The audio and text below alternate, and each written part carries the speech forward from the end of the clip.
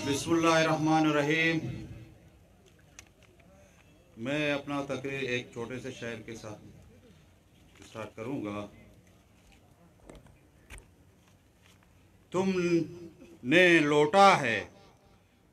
लौटा है सदियों हमारा सकून,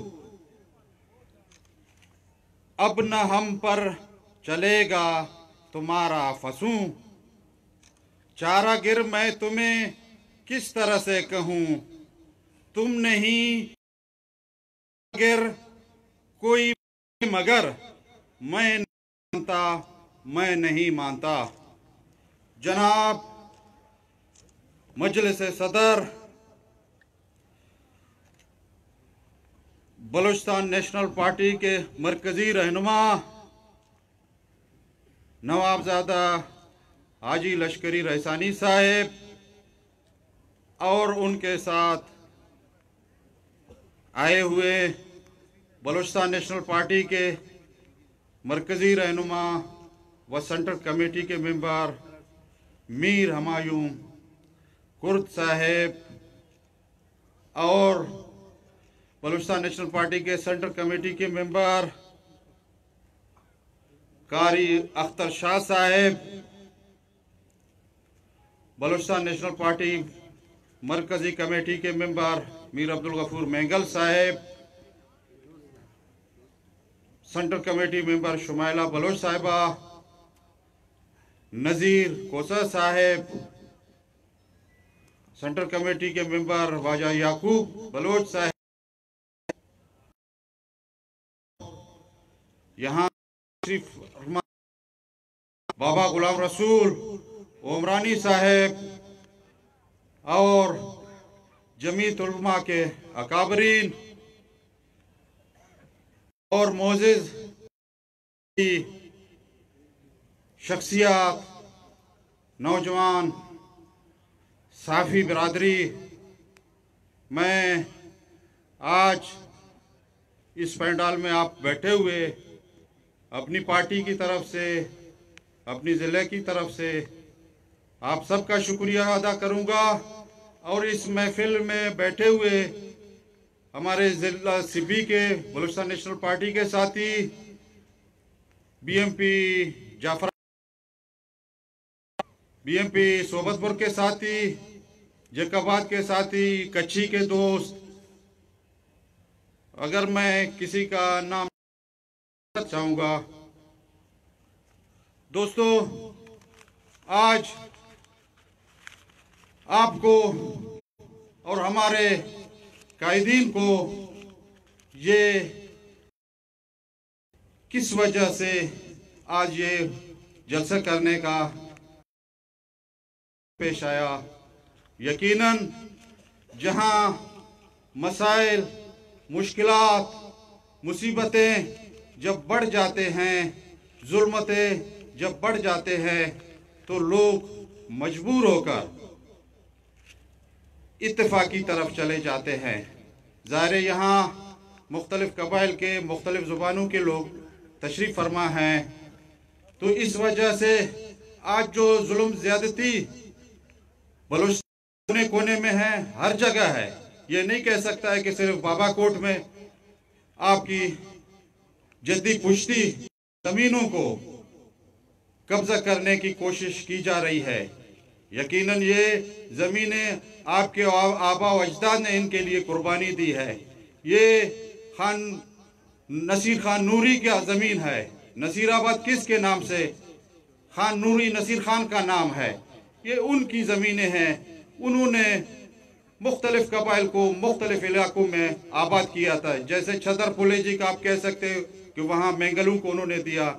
इसी तरह यहाँ, या आप मिठड़ी में कह सकते हैं रहसानियों को दिया। इस तरह मुख्तलिफ इलाकों में लोगों को उन्होंने आबाद किया। तो यकीनन ये काफ़ी रकबों पे मुआहिद थे। इसमें ये नहीं था कि आप उस वक़्त आपको वो इंतकाल करके देता है। यकीनन आपके नाम कर दिया है। बाद में सेटलमेंट वालों ने कुछ ज़मीनें वो कबाइल के नाम, कुछ अपने लिए छोड़ दिया। यानी उन्होंने उसी टाइम से डंडेमारी की, तो बाद में अपने चाहतों को, चाहने वालों, मैं इस शदीद मजम्मत करता हूं। इसमें जो सूबाई गवर्नमेंट ने जाहिर किया हुआ, इलाट किया होगा, यकीनन वो कह रहे शोधा के नाम पे जो इन्होंने वक्फ किया है या इलाट किया है, शोधा पता नहीं किस इलाके के हैं।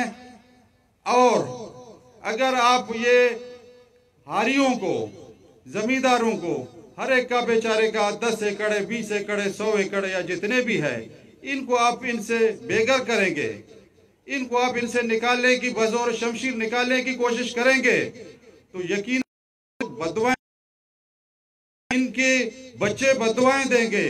उनको आप उन शहीदों के रूहों को तड़पाए मत, उनको सजा न दें, बल्कि इनकी दुआएं, इनसे दुआएं ले ले। ये आप बल्कि ऐलान करें, भाई ये शहीदों के लिए नाम से हमने, अगर उनके नाम पे है तो हमने आपको दे दिया। इससे बलूचिस्तान के लोगों के दिलों में आपके लिए मोहब्बत, आपके लिए पैदा हो। इस तरह बज़ोर शमशीर, बज़ोर ताकत, इस तरह अपने लोगों को, अपने अवाम को इस तरह आप धमकी देंगे तो ये लोग कहां जाएं, किस तरफ जाएं? अगर आप इतना जोरावर हो, ताकतवर हो, इनको सबको समंदर में का शिकार, अगर आप हमसे नफरत करते हैं, खुदा रा इस तरह न करें। आपसे दरख्वास्त है कि आप इस तरह ये गरीब लोगों के साथ न करें। इस तरह पटफीटर का इशू है, पानी का भी मसला है, ये कितने सालों से ये इशू चल रहा है। हालांकि इसका जो कीसुक है 8,500 कीसुक है, लेकिन इसके लिए हमारे नुमाइंदे भी बैठे हुए हैं। ये भी उस दौरान इसका एक्सटेंशन जनाब सरदार फतेह अली साहब मशीर था, वफाकी हुकूमत में उस दौर में 2007-6 में मंजूर हो चुका था, लेकिन उस पे सालाना जो है ना, इसका मेंटेनेंस नहीं हो रहा है। इसको ये होना चाहिए था, जैसे कच्ची कैनाल को इन्होंने कंक्रीट, लैनिंग कंक्रीट की कर रहे हैं, इसी तरह पटफीटर को भी लैनिंग कंक्रीट करें, ताकि इससे एक फायदा ये होगा, जो सोबतपुर के इलाके के जो जमीनें हैं वो सिमज़दा हो गए, कंक्रीट से पानी उधर नहीं चला जाएगा, बल्कि ये होगा कि उधर हिसाब से वो जमीन भी बच सकेगा, इससे ये पानी आगे चला जाके इसको कहीं रुकावट नहीं होगा। तो ये है कि नसीराबाद के बाकी, इसी तरह डेरा मुराद जमाली में, डेरा मुराद जमाली का जो इशू है इलाटमेंट का, ये तो बहुत पुराना इशू है। ये हमारे नुमाइंदे दानिस्ता तौर पे इसको इलाट करने की कोशिश नहीं कर रहे हैं, इसीलिए कि अभी उनका जहां दिल करे सफेद प्लाट मिल जाता है या इंतजामिया के जरिए उसको कब्जा करवाते हैं, फिर उसमें आपस में शेयर करके फरोख्त किया जाता है। जब ये अलाटमेंट होगा तो जाहिर है उनका ये धंधा बंद हो जाएगा। इसी तरह शहर के अंदर आप चले जाए तो न रोड है, न नाली है, और गैस का बड़ा मसला है। 2012 के सैलाब के बाद आज तक डेरा मुराद जमाली में गैस न होने के बराबर है, बल्कि गैस है नहीं है। हालांकि यहाँ से गुजरता है पूरा इस तरफ आगे कोयटा के लिए, लेकिन बदकिस्मती से गैस इंतजामिया इस पे तवज्जो नहीं दिया जा रहा है। इसी तरह एजुकेशन का जो हालिया दिनों में जो इंटरव्यूज हुए हैं मौजूदा हुकूमत में, जो जाम साहब बड़े दावे कर रहे हैं कि मेरा हुकूमत, मेरे जो है ना जो वज़रा हैं बड़े ईमानदार है, तो इससे आप अंदाजा लगाए उनके ईमानदारी का। यहाँ जो सूरत हाल उन्होंने मेरठ का बनाया है, जो उन्होंने मंडियां लगाई है, अफसोस का मुकाम है। कितने अच्छे लोग हैं, अपने नाम का भी उनको एहसास नहीं है, अपने इलाके का, अपने गरीब लोगों का, जो दिन रात बेचारे वालिदैन अपने बच्चों को पढ़ाते हैं, उन पे पैसे खर्च करते हैं, ट्यूशन पढ़ाते हैं, इस उम्मीद के साथ कि ये जाके उस मुकाबले में पोजीशन ले और कल को अच्छे पोस्ट पे वो तैनात हो, लेकिन उनके आर्जों पे पानी फेंका जा रहा है।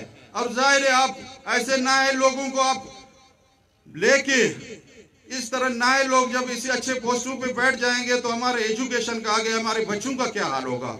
खुदा अपने इलाके पे, अपने लोगों पे रहम करे। मैं आपका ज्यादा वक्त लेना नहीं चाहूंगा। आप सबका मैं शुक्रगुजार हूं कि आपने इतने इस प्रोग्राम में और इस इमरजेंसी में, यानी कि इस उस पे आप लोगों ने नोटिस पे इतना माशा से मैं अपनी शिरकत की, खासकर बाबा गुलाम रसूल का भी मैं शुक्रिया अदा करूंगा और उनके साथ तमाम मोअज़्ज़िज़ीन इलाका